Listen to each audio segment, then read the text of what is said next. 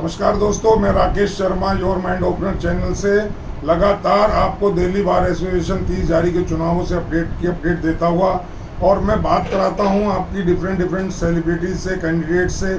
और आज इसी कड़ी में मैं आपको बात कराऊंगा डीबीए के दिग्गज और मैं कहूं कि नेता में पुरोधा, नेताओं के भी पुरोधा जिनको कहना चाहिए।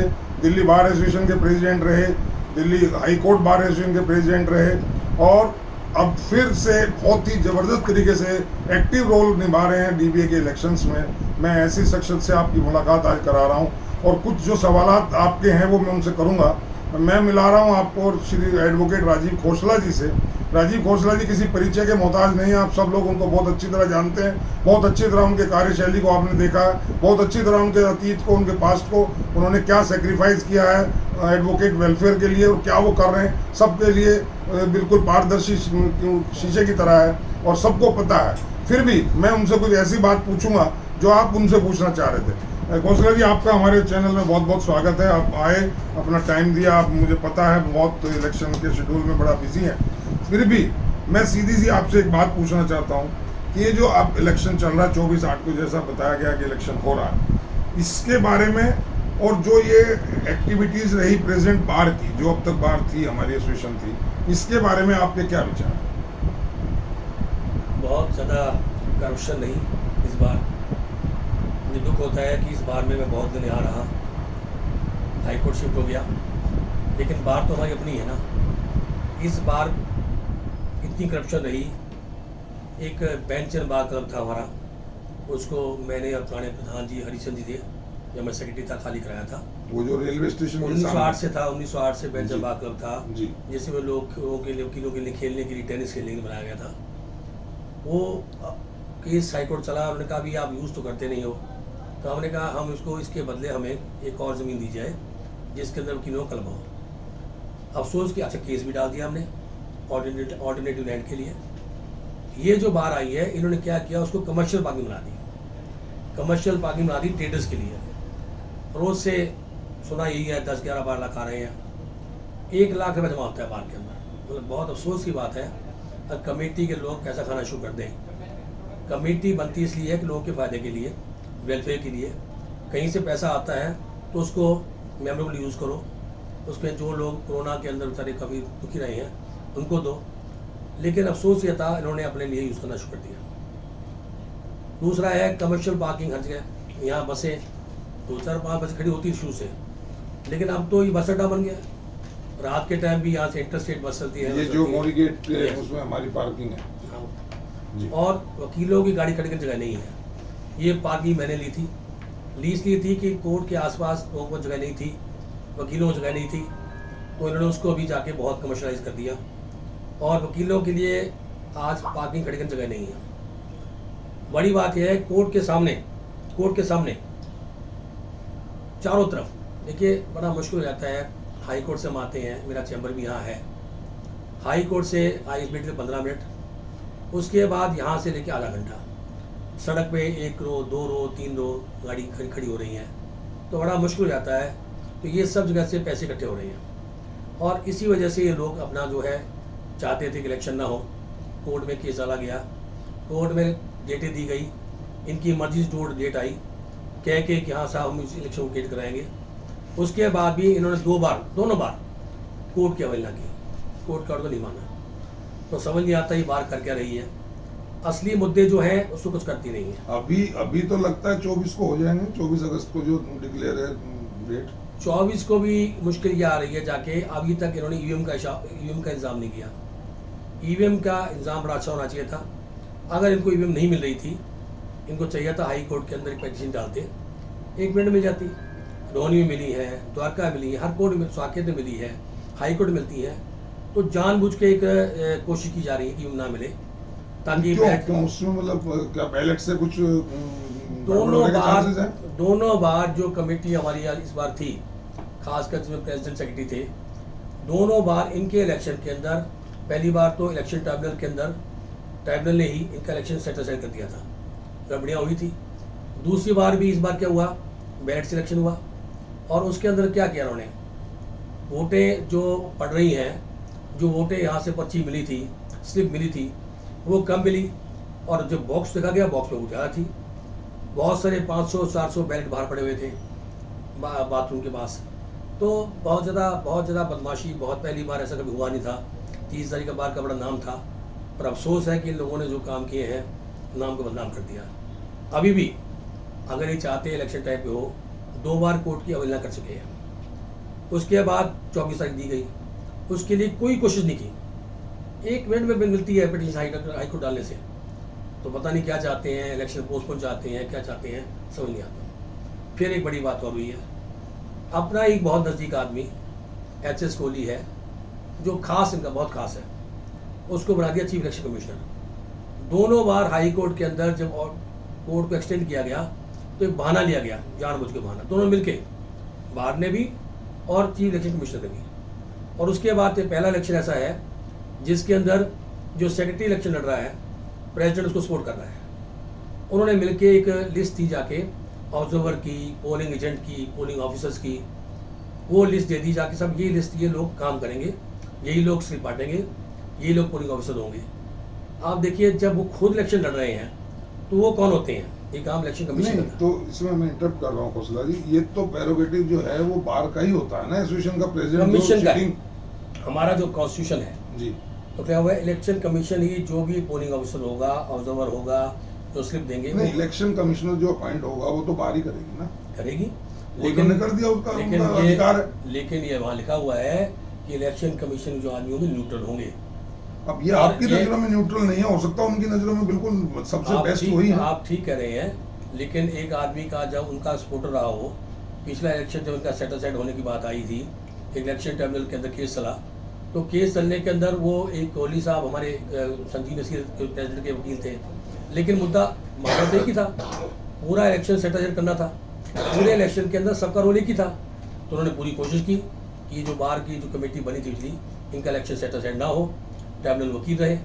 और बड़ी बात यह है, इल्ज़ाम लगे, ये पहला मौका है जब इल्ज़ाम लगने के बाद एक आदमी कहता है मैं तो बैठूंगा, मैं तो करूंगा, और बार सपोर्ट कर रही है।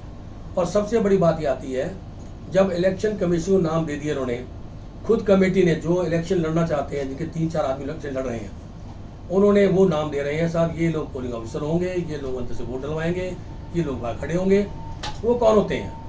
और दुख की बात यह है, जो इलेक्शन कमिश्नर है, जो मिला हुआ है चीफ इलेक्शन कमिश्नर, वो भी उन नामों को लेकर रोज बुला जाता है, चाहे बुलाता है कि साहब आपको अंदर खड़ा होना है, आपको ये काम करना है। कौन सा इलेक्शन हो रहा है? मतलब पहली बार लगता है कि ये लोग चाहते हैं कि इलेक्शन बड़ा रिगिंग हो, जैसे करते रहे हैं। तो लगता है कि इस बार भी वही सब कुछ धांधलेबाजी या गड़बड़ होने के चांसेस है। रिगिंग का चांस पूरा है। तो मैं समझता हूँ जितने भी कैंडिडेट हैं उनको आगे आना चाहिए, वो इंश्योर करें कि अंदर जो लोग खड़े होंगे वो ठीक हो, पोलिंग ठीक हो, फिर इलेक्शन हो। उसके लिए सभी को इकट्ठा होना पड़ेगा। और ऐसी तो कोई स्मेल नहीं आती कि कुछ जो इलेक्शन लड़ रहे हैं उनमें से भी कुछ लोग इस स्कैंडल में शामिल हो गए और उनकी भी सपोर्ट हो कि भाई आपको जिता देंगे, आप हमारे साथ रहो? देखिए, मैं बता ही चुका हूँ, जो आदमी खुद अपने नुमाइंदे, अपने ही लोग चुन चुका है कि ये लोग हमारे अंदर खड़े होंगे, खुद वो इलेक्शन खड़े हो रहे हैं, उनके आदमी अंदर हैं, तो नेचुरली 2-4 लोग जो नए लोग खड़े हैं उनको आश्वासन दिया है कि साहब हमारी वोट डालिए, हम आपकी वोट डलवाएंगे। ये तो है ही है। नहीं, वोट डालना वो ठीक है, गड़बड़ होने के जो आप जो निर्देश बता रहे हैं कि गड़बड़ पिछली बार की तरह, जैसे वो बाहर बैलेट मिले या बैलेट अंदर ज्यादा थे, पर्चियां कम थी, वो इस तरह का जो गड़बड़ घोटाला है, मैं वही बात उस पर कंट्रोल करने के लिए कुछ क्या? मैं वही बात आपसे कह रहा हूँ जी। जब आपके पास में इलेक्शन स्लिप देने वाले कौन लोग होंगे, उनके अपने आदमी होंगे। उसके बाद जहाँ वो वोट डलती है उनके अपने आदमी होंगे। वोटर आएगा, वोट आए चला जाएगा। अंदर जो आदमी बैठे हैं, पोलिंग ऑफिसर हैं, तो क्या करेंगे? उनकी बहुत बड़ी रिस्पॉन्सिबिलिटी होती है। तो नेचुरली जो चाहेंगे वो होगा। तो जब वो अंदर बैठे होंगे तो इलेक्शन करीब होगा। उस डेट इलेक्शन का फ़ायदे के लिए कुछ लोग जोड़े भी साथ जोड़ लिया उन्होंने कि साहब आपको जिता देंगे, हम तो जीतेंगे, हमारा साथ तो आपको जिता देंगे, हमारे तो अफसर बंदा लोग बैठे हैं, स्लिप भी दे देंगे, स्लिप बढ़ जाएंगी, एक के बजाय 3 स्लिप मिल जाएगी। अंदर जाके पोलिंग ऑफिसर बैठे हैं, उनको अलाउ करेंगे। ये सिस्टम तो ये जो लोग 90 से ऊपर के करीब लोग हैं जो कैंडिडेट्स हैं, सारे तो इसमें नहीं है, मैं तो नहीं मान सकता कि सारे होंगे, लेकिन इन लोगों को अलर्टनेस अगर होगी तो ये उसको रोक सकते हैं। अगर अलर्टनेस होती इनके अंदर, ये पहला मौका है जब बार का ऑफिस को इन्होंने अब तक यूज़ कर रहे हैं। इतने इलेक्शन बाहर के हुए, 1888 से बाहर ही है। जब भी इलेक्शन होता है सबसे पहला काम होता है कि जो बाहर का ऑफिस होता है वो इलेक्शन कमीशन हैंड ओवर हो जाता है और बाहर में काम नहीं करती। आप खुद देख रहे हो, तीज का फंक्शन हो रहा है बाहर से, और फंक्शन हो रहे हैं। उन फंक्शन के अंदर सरेआम जाके आज भी 2 दिन पहले भी उद्घाटन हो रहे हैं। तो इस बार जैसा काम इस बार हो रहा है ऐसा काम बाहर में कभी नहीं हुआ आज तक। बट एक बात उठती है, जो ये बात आपको ऑब्जेक्शन हो रहा है, ये जितने जो एक्टिविस्ट कहूँगा, जो जितने भी कैंडिडेट हैं, उन कैंडिडेट्स ने किसी ने इस बात को नहीं उठाया, क्या लगता है? यही तो अफसोस है। जिस बार में इतनी गर्मी होती थी, जिस बार के लोग इतने अच्छे होते थे जो लड़ते थे, ये पहला मौका है कि सरेआम सब लोग बीच में क्रिटिसाइज करते हैं, कोई भी आगे आने वाला नहीं है। मुझे अफसोस इस बात का है कि हमारी बात है, पुरानी बात रही है, हालांकि मेरा इसमें इतना इंटरव्यू नहीं है, लेकिन अफसोस होता है ना कि जो एक गलत काम हो रहा है उसको रोकने के लिए कोई भी आगे नहीं आ रहा। बैठ के कैंटीन में बैठेंगे, बाहर बैठेंगे, क्रिटिसाइज करेंगे, लेकिन कोई ये कहने वाला नहीं है कि साहब आप इलेक्शन डिक्लेयर होने के बाद आपका कोई रोल नहीं है, आप बाहर का office election commission hand over करिए। आप इतने कंसर्न हैं डीबीए से और आपको दुख भी हो रहा है, जो आपकी बात से झलक रहा है। हम देख रहे हैं कि डीबीए में वो लोग भी आ रहे हैं जो बीसीडी के मेंबर्स हैं, बीसीडी में रहते हुए वो लोग आ रहे हैं। तो क्या राजीव खोसला को ये नहीं लगता कि उन्हें भी इस बार की डिग्निटी को मेंटेन करने के लिए आ जाना चाहिए, इसमें कूद जाना चाहिए, हाईकोर्ट छोड़ के? इंडिविजुअल कैंडिडेट होते हैं, सबकी मर्जी होती है, उनका भी राइट आने का। इलेक्शन में तो सबका राइट होता है। नहीं, राइट होना, वो मैं कह रहा हूँ कि राजीव खोसला क्यों नहीं आ जाते ताकि इस बार की डिग्निटी बढ़ जाए। लेकिन जो लड़ने वाले हैं खुद सोचना चाहिए कि आपका इलेक्शन कमिश्नर जो है, चीफ इलेक्शन कमिश्नर है, वो उनका अपना आदमी है। मुझे खुद सोचना चाहिए, जो इलेक्शन के अंदर आदमी होंगे, पोलिंग ऑफिसर उनके अपने आदमी होंगे, तो ये तो खुद उठाना चाहिए। नहीं उठाते तो समझ नहीं, मेरा सवाल ये है कि आपको नहीं लगता कि आप यहाँ बीइंग प्रेसिडेंट आपको आना चाहिए, आपको लड़ना चाहिए था? देखिए, नहीं, मैं तो हाईकोर्ट छूट हो चुका हूँ, मेरा काम हाईकोर्ट का ही है। हाँ, यहाँ क्योंकि ये आपकी मदर बार है, आपको इसने कई बार प्रेसिडेंट बनाया है और आपको सेक्रेटरी बनाया है, आपको बहुत लंबे अरसे से आपका यहाँ एसोसिएशन है। तो जैसा कि आपको लगता है कि आप कंसर्न है, आपको दुख होता है देख के कि डिग्रेडेशन हो रहा है, डिग्निटी डाउन हो रही है, तो ये बढ़िया नहीं रहता कि आप आ जाते इसमें, या अगली बार आप सोच रहे हैं कि मैं यहाँ आ जाऊँ? देखिए, आप जब एक आदमी यहाँ से मैं शिफ्ट हो गया, 2012 में शिफ्ट हो गया था, तो मैं नहीं समझता कि मैं यहाँ से आकर, ये कोई ऐसे नहीं कि राजीव खोसला यहाँ रहेगा, बाहर के अंदर और लोग भी हैं, आगे आएंगे, 12 बजेगी, ये तो एक सर्कल है। सर्कल में आज पहले मैं था तो दूसरा आएगा। पर अफसोस इस बात का है कि जो लोग इलेक्शन लड़ रहे हैं, जिनका यहाँ इलेक्शन लड़ने काम है, जो लोग और भी बैठे हैं जो कि इलेक्शन नहीं लड़ रहे पर सीनियर लोग हैं, उनको आना चाहिए। लेकिन अफसोस है कि दुख होता है। मैंने तो कोशिश की थी, हमारे क्योंकि मैं, हर आदमी का इंटरेस्ट होता है, मेरा भी इंटरेस्ट था, एनसी गुप्ता जी में इंटरेस्ट था कि चलो एक आदमी लड़ता रहा है, उसमें एक बात अच्छी तो है, लड़ तो लेता है ना। जजिस से कोई मिसकंडक्ट होता है, पुलिस का कोई प्रॉब्लम होती है, खड़ा जाता है, अवेलेबल है। तो मुझे दुख इस बात का होता है कि वो लड़ रहे हैं, ठीक है, लेकिन करप्शन चार्जेस तो उस पर, उन पर भी लगे। करप्शन चार्जेस का मैं कह रहा हूँ उनको, जो उनको भी इस बार में दुकानें जो प्याऊ बेची गई, कुछ वाइस प्रेसिडेंट वगैरह ने कुछ किया, सेक्रेटरी ने कुछ किया, बहुत लोग तरह तरह के सवाल उठा रहे हैं। देखिए, कुछ ना कुछ गड़बड़ी तो पहले भी थी, इतनी नहीं थी, और मैंने उनको रोका। वो क्योंकि पहली बार प्रधान बने थे, वो कहते मुझे पता नहीं था, पहली बार वो बने थे वाइस प्रेसिडेंट, तो जो भी था, जो गलत काम गलत है। लेकिन फिर भी अगर आप पूरा देखा जाए हिसाब किताब, तो आज के दिन जो हमें मजबूत आदमी चाहिए वो एनसी गुप्ता ही है। अफसोस इसी बात का है कि बार के अंदर देखिए, आज हाईकोर्ट चाहती है 30 सारी बिल्डिंग को तोड़ दें, हाईकोर्ट चाहती है कि चैम्बर टूट जाए। आप देखिए, चैम्बर लोगों में पैसे लगे हुए हैं। पिछली बार भी ये बात आई थी, मैं था, BD कौशिक साहब थे, अनीस साहब थे, रविंद्र सिंह जी थे, और वो लोग थे, भगीत वर्मा जी थे। हम सब ने कहा हाईकोर्ट को भी, क्यों चाहते हो चैम्बर तोड़ना, क्या कमी है? अगर आप मल्टी स्टोरी चाहते हो, बनाओ, इनके लिए बनाओ। सबसे पहले तो SPCA में जो 400 नए लोग हैं, उन लोगों को चैम्बर मिल गए हैं, साकेत मिल गए, वहाँ मिल गए हैं, पर अफसोस 30 तारीख में चैम्बर नहीं मिले। तो SPCA बिल्डिंग में बनाओ, किराए पर उनको दो, और जो पुराने लोग बैठे हैं उनको आप बना के चैम्बर बना के दो। D ब्लॉक, जो शादरा जैसा D ब्लॉक है उसका, लेकिन आप उनको रेंटेड मिल दोगे। आज नए लड़के आ रहे हैं, तो आपको क्या लगता है ये सब चलेगा या ये टूटेंगे चैम्बर? अब देखिए, मजबूत आदमी होगा नहीं टूटेंगे, मजबूत आदमी नहीं टूटेंगे। और टूटेंगे क्या, सबसे पहले तो गवर्नमेंट का हमने बात भी की थी कि आप जाके सबसे पहले जाके वहाँ जाके आप चैम्बर बनाओ, तो पहले बना के दो, हमें राइट दो, राइट टू ट्रांसपोर्ट, जो राइट एग्जिस्टिंग राइट हमारे पास है। हमारी बात छोड़िए, यंग लड़के आ रहे हैं, तो 20-20 लाख में चैम्बर ले रहे हैं जाके, कोई गवर्नमेंट का इंतजाम नहीं है जाके वहाँ, कोई पैसा नहीं गवर्नमेंट ने रखा, वो क्यों खाली सफर। मैं समझता हूँ इसके लिए गुप्ता जी आएंगे। नहीं, मैं गुप्ता जी प्रमोशन के लिए आपसे बात नहीं कर रहा हूँ, मैं बात ये कर रहा हूँ कि क्योंकि करप्शन चार्जेस उनके टाइम में रहते हुए उन पर भी लगे, पूरी बार पर लगे। मैं उस बात पर दोबारा जाऊँ, मैं बात कर रहा हूँ राजीव खोसला जी से। देखिए, राजीव खोसला जी के नज़र में क्या है, ये चैम्बर्स टूटेंगे या नहीं टूटेंगे? अब मैं समझता हूँ अगर कोई आदमी मजबूत खड़ा होगा, तो मैं तो बार में हूँ नहीं यहाँ, लेकिन मैं साथ दूंगा। कोई मजबूत खड़ा होगा आदमी, कोई मजबूत, मैं गुप्ता जी बात नहीं कह रहा, मैं इसलिए कह रहा था, मुझे लगता है वो आदमी ठीक है जो रोक सकते हैं। तो कोई भी आदमी आए, सबसे पहला काम है चैम्बर नहीं टूटने चाहिए। चैम्बर के सबसे पहले काम है गवर्नमेंट अपने पैसे से अगर बनाना चाहती है बना के दे, और मुफ्त बना के दे, और किराए पे चैम्बर नहीं होगा। और बिल्डिंग जहाँ तक बात कोर्ट की है, कोर्ट अच्छी बनी है, कोई जरूरत नहीं तोड़ने की इसको। अगर गवर्नमेंट चाहती है, कोर्ट चाहती है, हाई कोर्ट कि नई बिल्डिंग बननी चाहिए वेस्ट के लिए, तो पीछे एमसीडी क्वार्टर है, वहाँ तोड़ दो, वहाँ बिल्डिंग। अभी जो एक बिल्डिंग बनी है मेट्रो रेड लाइट से उधर सामने बनी है, कोर्ट बिल्डिंग जो बना रहे हैं कोर्ट कॉम्प्लेक्स 138 के वो छोटे से डरबे होते हैं, मतलब बहुत अफसोस होता है कि हाईकोर्ट कर क्या रही है। कोर्ट रूम जैसे कोर्ट रूम है ही नहीं। साकेत आपकी जो रेहूसोनी बिल्डिंग है वो भी ठीक नहीं है, लेकिन ये है कि जो भी बने, मैं समझता हूँ 138 केस में जाएंगे, 138 केस बहुत है, वो जाएंगे इसके अंदर, तो जाने चाहिए। जज बने तो अच्छी बात ही है। आपका बहुत लंबा एसोसिएशन रहा डीबीए से, यहाँ लीगल फ्रेटर्निटी से। जब आपने यहाँ बार ज्वाइन किया उस वक्त, और आप फिर लीडरशिप भी आपने की, उस वक्त की लीडरशिप में और आज की लीडरशिप में आप किस टाइप का बदलाव देखते हैं कि ये पॉलिटिसाइज हो गया है या कमर्शलाइज हो गया है या कहीं कुछ और डिफेक्ट आ गया?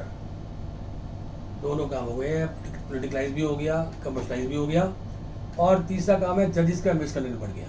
हमारे टाइम में जजेस का मिसकनेक्ट इतना नहीं था, जजेस मानते थे। Who is responsible for that? बार की कमजोरी है, हमारी कमजोरी है, बार बोलती नहीं है। आज एक कमर्शलाइजेशन हो गया ना, पैसे से आप वोट दो, पार्टियां दो, शराब पिलाओ, पैसे से वोट जो देंगे वो पैसा कमाएंगे। तो ये जो पार्टियां हो रही हैं, लोगों के सब्सक्रिप्शन दिए जा रहे हैं, यहाँ नहीं हाईकोर्ट के अंदर सिस्टम ऐसा है, तो वो लोग का काम होता है, वो बिजनेस बना दिया है। और बिजनेस बनने के चक्कर में क्या, आप जजों के खिलाफ बोल नहीं पाते, और जब नहीं बोलोगे तो पैसा कैसे वापस आऊगा। तो ये चीज़ें गलत हो रही हैं।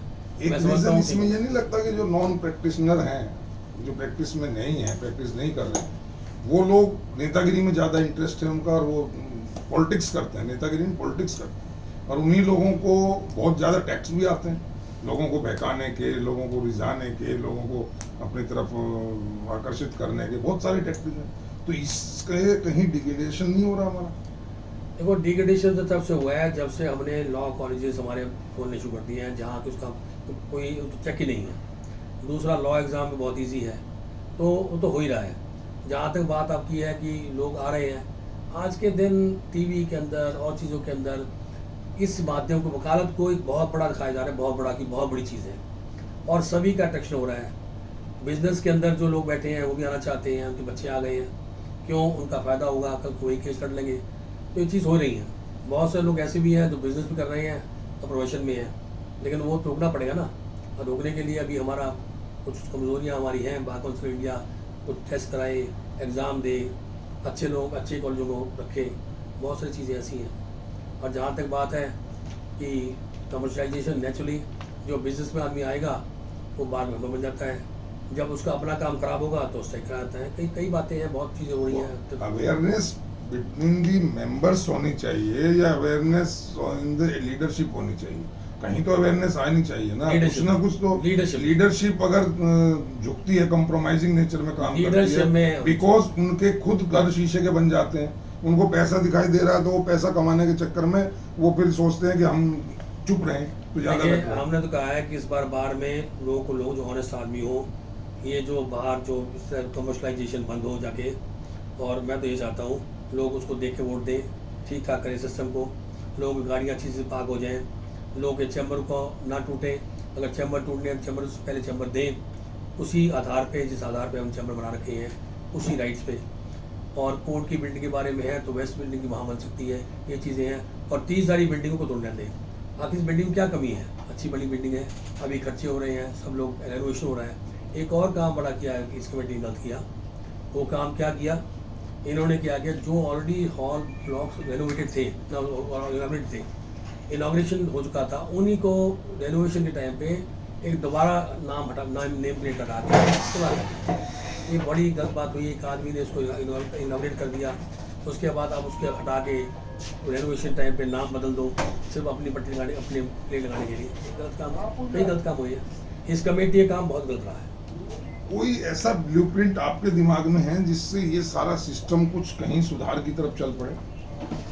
देखिए, सुधार में तो लीडरशिप चाहिए। जिस तरह की लीडरशिप हमारे बाहर में आएगी कोई अकेला उठा नहीं कर सकता। सबसे बड़ी बात लीडरशिप की है। लीडरशिप कमी से ही काम खराब होता है। लीडरशिप अच्छी आए, ये जिम्मेदारी तो वोटर की है ना। अब ठीक है, ये जिम्मेदारी तो आम मेंबर की है ना, जो चुन के भेजते हैं। उसमें ये भी बात आएगी कि लीडरशिप उनको क्या दिखा रही है, क्या प्रॉमिस कर रही है, किन लोगों का किस पे विश्वास है। कहने को सभी कहेंगे साहब मुझे वोट दो, मैं कुछ करूँगा।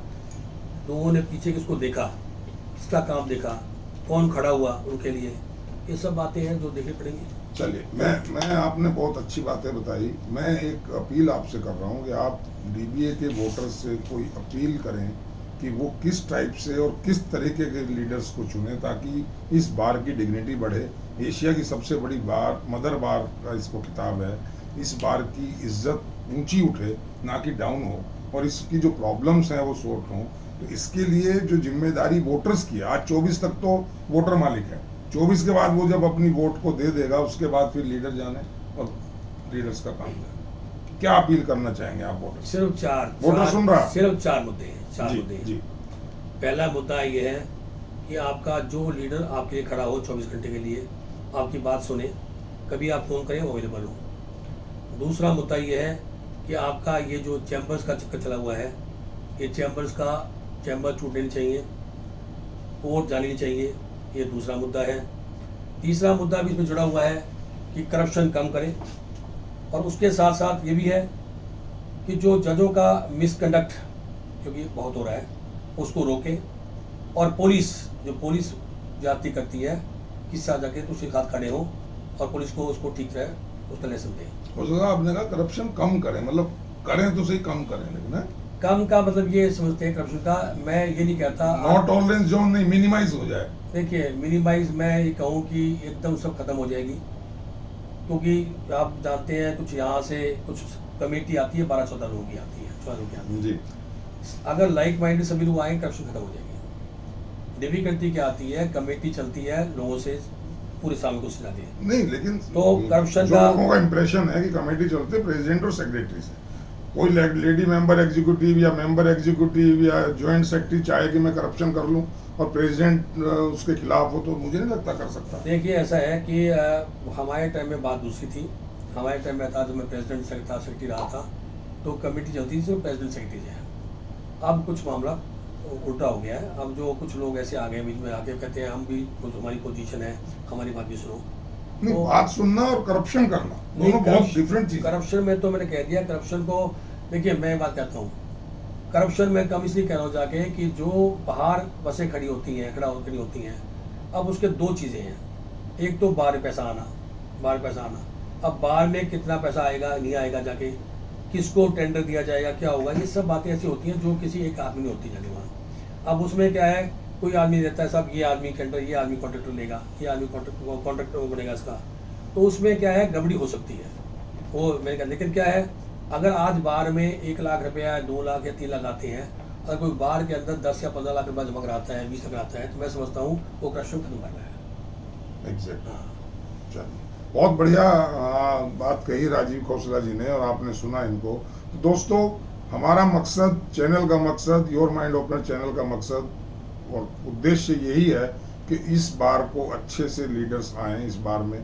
और ये जिम्मेदारी दोस्तों, मैं बार बार रिपीट कर रहा हूँ, हर एपिसोड में रिपीट कर रहा हूँ कि ये जिम्मेदारी केवल और केवल वोटर की है कि वो अच्छे लीडर्स को चुने।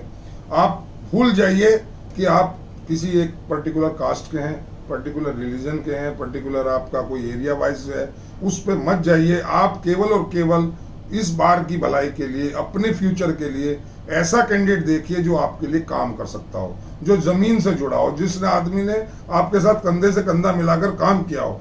आपने पिछले 2 साल में, 2.5 साल में, कोविड काल में रिसेंटली देखा लोगों को, जो लोग घर से नहीं निकले, जिन लोगों ने मेरे टेलीफोन नहीं उठाए, काउंसलर साहब बैठे हैं, मैं और ये खाना लिए हुए, पैकेट खाने के लिए हुए हम यहाँ खड़े रहे 3 घंटे, जाके हमने फिर भलसवा के पास जाके वहां हमने डिस्ट्रीब्यूट किया।